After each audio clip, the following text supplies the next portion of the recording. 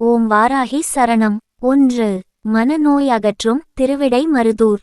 சிவபெருமான் தன்னை தானே பூஜித்து வழிபட்ட லிங்கமானதால் இவர் மகாலிங்கமானார். இவரை தரிசிப்போர் மனநோய் நீங்க பெறுவர். நீண்ட நாட்கள் நோயால் பாதிக்கப்பட்டுள்ளவர்கள் இத்தலநாயகனை வழிபட்டு வந்தால் குணம் அடைவர். மனநோய் கொண்டுள்ளோர் இத்திருக்கோயிலின் வெளிச்சுற்றை வலம் வந்தால் குணம் பெறுவர். கும்பகோணத்திலிருந்து மாயவரம் செல்லும் சாலையில் சுமார் 10 கி.மீ.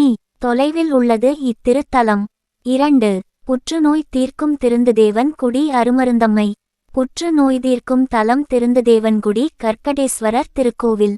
கற்கடேஸ்வரர் வீற்றிருக்கும் திருந்துதேவன்குடியின் நாயகி தீரா நோய்கள் தீர்க்கும் அருமருந்தம்மை. இங்கு அம்மனுக்கு சார்த்தப்படும் எண்ணெய் பின்னர் வேண்டுவோர்க்கு பிரசாதமாய் வழங்கப்படுகிறது. இது சர்வவியாதிகளுக்குமான ஒரு நிவாரணி. அதிலும் மிக குறிப்பாக புற்று நோய் தீர்க்கும் மருந்தாக கருதப்படுகிறது. நோய் தீர்க்கும் தலம் இது என்பதை உணர்த்தும் வண்ணம் வைத்தியர் ஒருவரின் சிற்பம் ஒன்று கோயிலின் வெளிப்புறம் அவர் மருந்து தயாரிப்பதைப் போல் சித்தரிக்கப்பட்டுள்ளது. 3.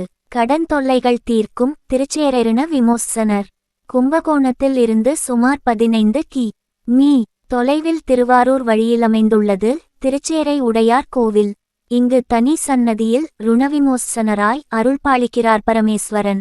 தொடர்ந்து 11 திங்கட்கிழமைகள் அர்ச்சனை செய்து 11வது வாரம் அபிஷேக ஆராதனை செய்யனைத்து வித கடன் தொல்லைகளும் தீர்கிறது.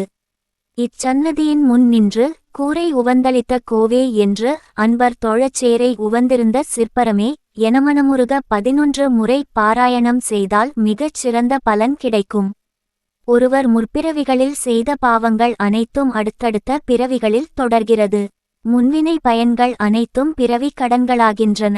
முற்பிறவி தீவினைகள் நீங்கவும் இப்பிறவியின் கடன்கள் தீரவும் வறுமை நீங்கி சுபிட்சமான வாழ்க்கை கிடைத்திடவும் வணங்க வேண்டிய இறைவன் திருச்சேரையில் செந்நெறியப்பர் ஆலயத்தில் தனி சன்னதி கொண்டுள்ள ரிண விமோசன லிங்கேஸ்வரர்.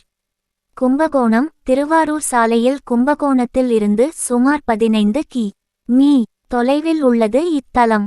ரிண விமோசனரை 11 திங்கட்கிழமைகள் அபிஷேக ஆராதனை செய்து வழிபட்டு பின்னர் மகாலட்சுமியையும் ஜேஷ்டா தேவியையும் பைரவரையும் வணங்கினால் வழிபடுபவரது வறுமையும் கடன்களும் தீரும்.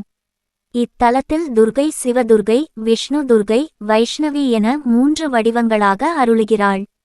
மாசி மாதத்தில் 13, 14, 15 தேதிகளில் சூரியனது கிரணங்கள் இறைவன் மீதும் இறைவி மீதும் நேரடியாக விழுவது சிறப்பு. 4. சங்கடங்கள் தீர்க்கும் திருப்புவனம் சூலினி பிரத்தியங்கரா சமேத சரபேஸ்வரர். கடன் தொல்லைகளில் இருந்து விடுபட வழக்குகளில் வெற்றியடைய பில்லி சூனியம் ஏவல்களில் இருந்து விடுபட பரமேஸ்வரன் சரபேஸ்வரராய் வீற்றிருந்தருள்பாலிக்கும் திருப்புவனம் சென்று வழிபடலாம்.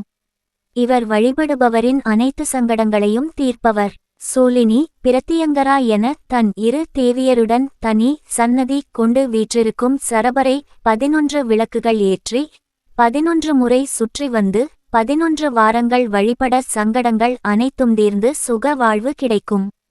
சரபரை வழிபட ஞாயிற்று கிழமை ராகு கால வேளை சிறந்தது.